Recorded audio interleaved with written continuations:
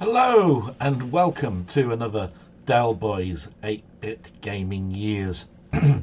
Now, I ummed and ahed over what my next game would be, and I've always wanted to portray in the very first episodes in this series games that were very influential or had deep meaning for me. So I ummed and ahed for a long time, trying to think of a game that wouldn't be too difficult to explain. But to be quite honest, I thought that's too easy a get out. It doesn't matter how hard or how easy it is to explain. You should try and battle those demons and get a description and a game out there in the real world. So after thinking some time, I came across a game that very much I enjoyed, very much was influential to me, but more than anything, it introduced me to the fact that other family members might also like to play computer games. So this one taught me as well some world lessons. I'm sure you've heard the expression more haste, less speed, and I can't think of a better saying than this particular game. In my work, in my years, I've worked under many managers and they've all set me certain deadlines. So I'm pretty sure you know what I'm talking about here. This game uses time, and therefore you do really need to keep an eye on that clock, and really you need to be prepared. If you go too fast, you will make more mistakes. If you make a mistake, it's catastrophic. And I'm sure you're thinking now, what the hell is Delboy going on about? I can't think what the world he's talking about in relation to gaming. So I'm going to bring up my images now and introduce you to the first screen. And you can see that I'm talking about Boulder Dash. Yes, and we're talking about the original Boulder Dash at that. Later on I'll explain what I mean by the original Boulder Dash, because this one has one of the most convoluted starts that I've ever read, and one of the most repeated and so many different versions created for it right up until modern times now. Okay, so what is this game? So I wrote down some notes to try and best explain this. So this is a diamond chase underground type game. You start as a character called Rockford, and you need to collect all the required diamonds in a total of 16 caves, each with 5 different difficulty levels, and find the exit in a time given. After every 4 caves, there is a sort of an intermission or a logical puzzle type game. Rockford will then need to finish that logical puzzle to get an extra life, and then Rockford can dig through the ground and push rocks, but these can also be dangerous. If he stands directly below a rock, Rockford can hold it on his head, but if a rock falls on his head, it will cost him a life. Rocks will not stay on each other or on walls, so they'll sort of like clamber to one side, so there's a physics element. If Rockford digs away the supporting soil, rocks will start to slide. Furthermore, there are some not so friendly animals. Yes, there are fireflies, amoeba and other wacky creatures. And you will need to use rocks to smash on those heads to get jewels and gems. When defeated, they turn into diamonds, so which Rockford can pick up. As soon as the necessary amount of diamonds or jewels have been collected, and the number is shown on the screen, the escape tunnel opens up into the next level. So there's a lot of strategy and thought planning to finish this particular game. So I just want to bring you up some information here for you to look at. I've written down some information in regards to who created this. It was originally designed by 2 distinct people. Chris Gray is one, Peter Lupia, I believe that's how you pronounce his name, was the second, both Canadian coders. So I was saying how convoluted this was. Yes, It was Chris Gray who originally tried to code a game, and it was Peter Lupia that basically came in and tried to help Chris. They scratched out an idea, got it to a particular state, then Peter converted the code into the Forth language. There's a programming language called Forth. The original designers of the game liked it, but were a little bit backwards at coming forwards for actually distributing it. So in the time that they were trying to find a distributor, it was converted to machine code. Peter was getting frustrated by his original people that he wanted to distribute the game, and contacted FirstStar Software. They loved the game, gave it the green light, found a distributor for worldwide rights, and basically the game was then released on the Atari system, which is its first system that it came out with. It was hastily converted to the Commodore 64, which is the version that I started my life playing Boulder Dash on, and then converted to many other systems of the day. You'll see later on when I show some screenshots that they all look very similar, but they came out at different years. The next release actually was the arcade release. During the arcade years, and at this early stage, there was a company called Deco, which along with Data East produced a piece of hardware, an arcade machine, that didn't need to have all of the hardware swapped out. No, it allowed you to load games by tape, just like our computers. So Boulder Dash was hastily converted and released in the arcades at around about the time as me playing the Commodore 64 version. It's a slightly obscure arcade game, one where the graphics have been changed, but they don't look too different again to all of the other versions. So I'm just going to show you sort of like what you're going to be getting into when we are playing this game. Here are the Commodore 64 graphics that I'm more familiar with. You'll see here that there is a nice title screen, and then you've got a selection screen, and this is where you can change all the cave levels, you can choose the difficulty, and then the game will start and you'll be presented in the cave, and you will need to collect the jewels all the way up until the exit opens, and then you leave. Basically, this was originally designed on the Atari 8-bit, which you can see now in the top left-hand corner of the picture. The Atari version I consider probably to be the quintessential version to play. It's slightly quicker, much snappier, and the colours probably just a little bit more colourful and so easier to see. None of the screenshots that I'm showing you here are in any order, but if I was to play a version other than the Atari and the Commodore 64 version, I'd probably say the Amstrad was pretty close to being the next version I would play. The Amstrad one is around about the same speed, but I find the sound effects to be slightly muffled, and I have to say sort of like similar answer with regards to the Spectrum, only I think the Spectrum one has a very garish colour scheme. The sounds are the worst part of it, which I think you'll come to expect from a Spectrum. Rocks when they land don't sound like they do in the Spectrum version. It's all of those little things that can make or break a game, which is why I would say the Spectrum version is lesser than the Amstrad version. And then other versions of around about the time, there was an Apple II version. Again, no slouch, but graphically and sound wise, just not up to the Commodore 64 and the Atari versions. And it really goes the same with the PC. At the particular time that the PC version was coming out, sound cards were very expensive, and most people didn't have a sound card, so all you had was a basic speaker that every PC would have. The last version that I played happened to be the Acorn Electron version, and this is no slouch either.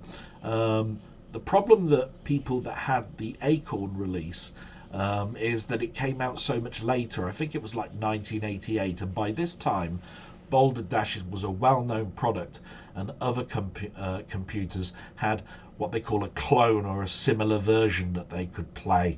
On the BBC, that would have been Repton. If I was to choose between Repton and Boulder Dash on the Acorns, it's a coin toss, but I would still say Boulder Dash is better than Repton, and that's probably quite a controversial thing for me to say. So last of all, I just want to show you that this game came out before my favourite magazine, which is Zap.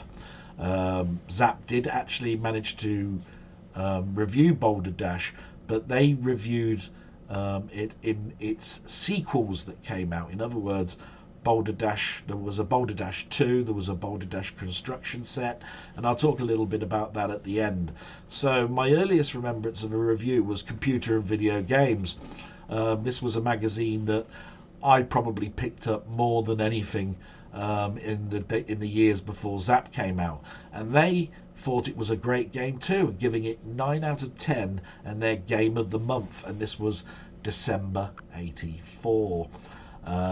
So with all of that said, I think we'll go and have a little look at the game itself. So I'm just going to bring up all of my details here to bring the game up and load it as quickly as I can. There we go. So we have a nice sort of like loading screen.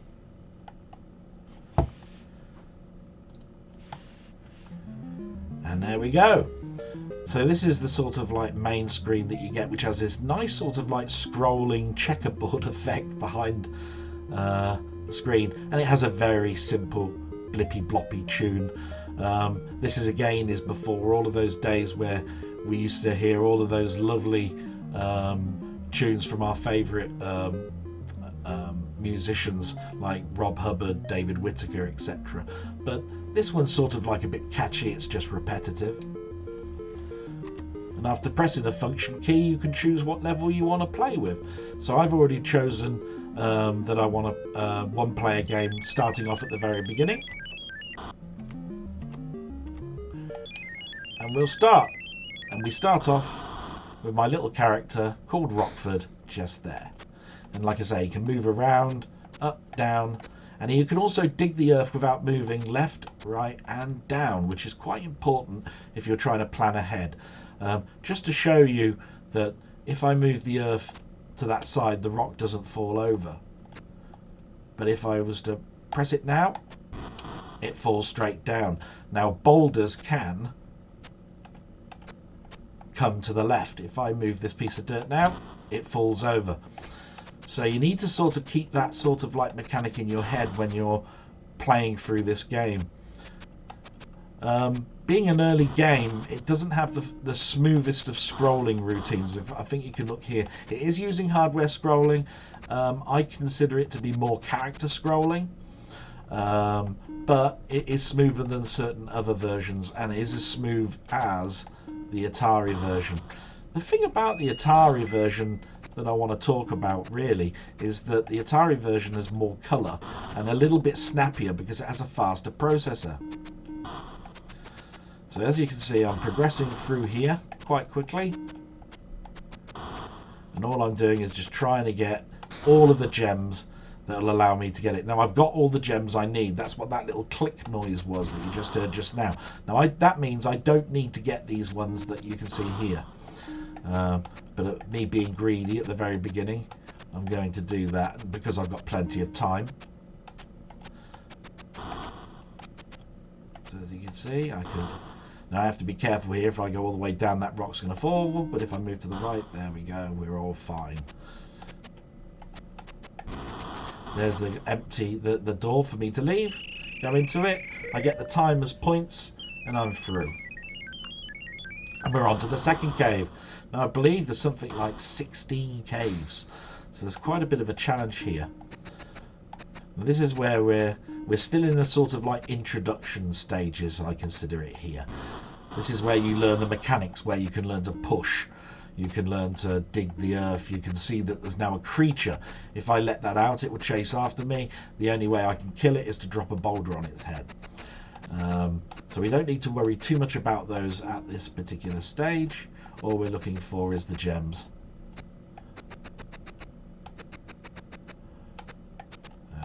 Move that out of the way, get that gem there.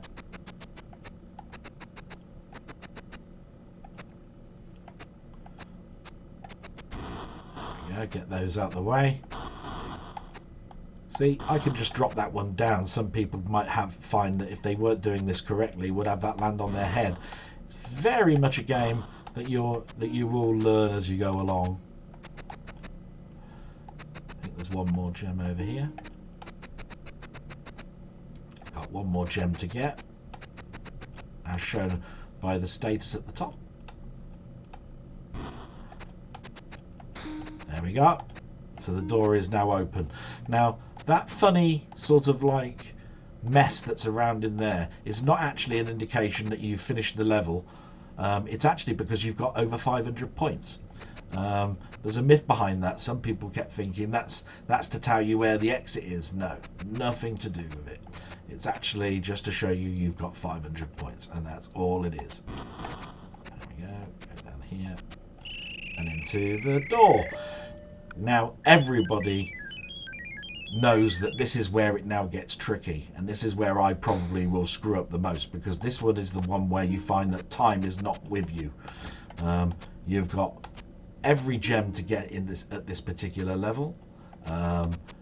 It's much trickier in the fact that you can trap yourself if you're not too careful, and you can kill yourself just like that.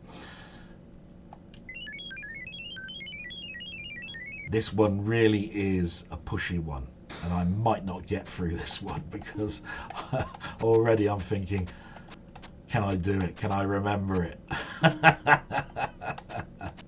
But that's the fun of playing a game like this.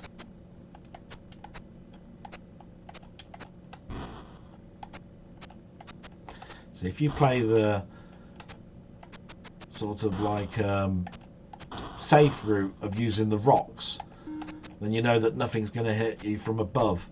But the trouble is, if you do that, you're just taking too much time.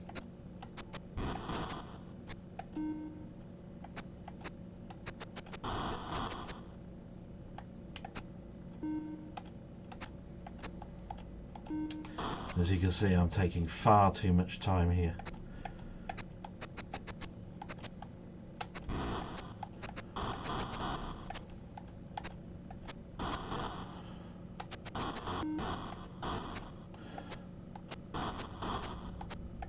Because I'm concentrating, I'm probably not talking as much either.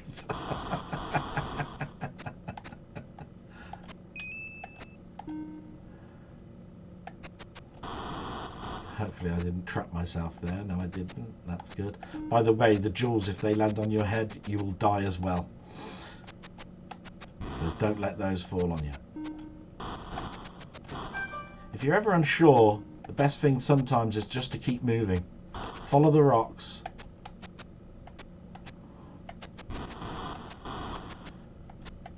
And just plan as best as you can.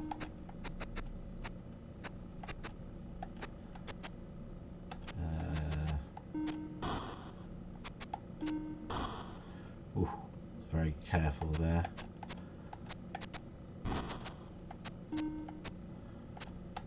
Oh, look at that. Rock fell on my head. And I had 6 to go. Right, let's have another go. Oh.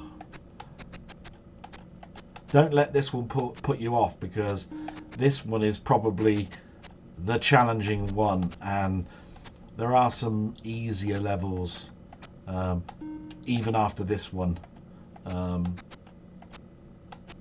are much more fun. This one is just to give you a sort of like a wake-up call on what to expect.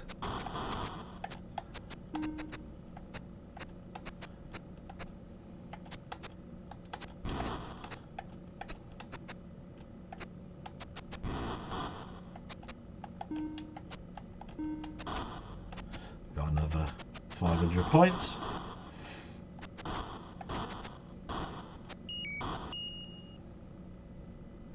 Now that's not the best thing to happen there. Got out of it just.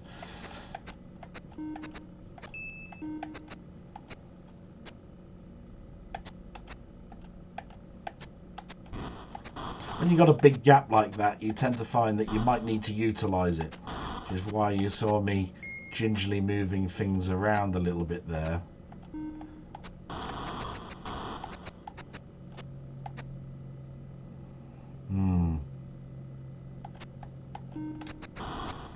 There we go. So I'm sort of like following the walls around again, like I did before.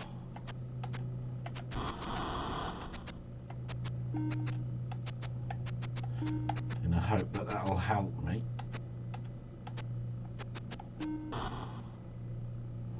Ooh.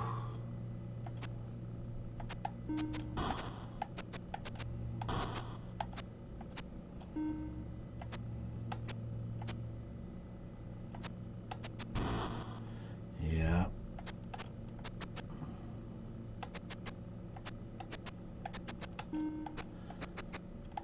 Now, can I do it?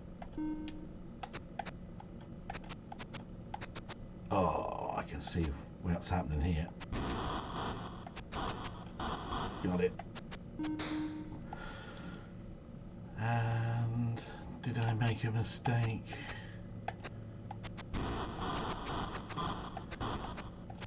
"21 seconds to go." Oh, and just about did it. So notice the concentration on my face there. Now this one is no slouch either, and this is where you learn that there are no gems that are easy, and that the only way that you can get gems in certain parts of this game is by killing creatures. Now these are what they call butterflies, and you have to drop them on the head of the butterfly. So what you tend to learn is that you can dig around it. So I can move down here and that creature will still not get me. I need to now dig that earth away and drop that on its head like that, and now I can get the gems. And I need to do that about 3 or 4 times with these here. So as you can see, this one's even trickier, because I need to dig a path.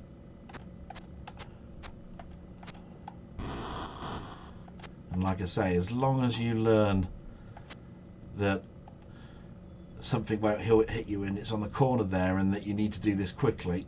There we go. So I need to get about another 3 or 4 of these. And again, I need to dig around this to there, I think.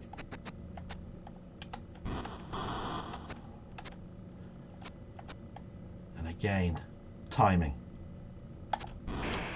Good. Don't let the gems land on your head.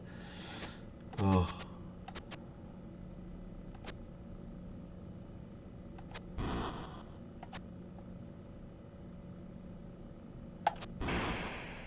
And I killed myself. Damn. Just as I nearly got to the end. But I think we'll end it there. Just going to kill myself. Bang. And we'll call that a day.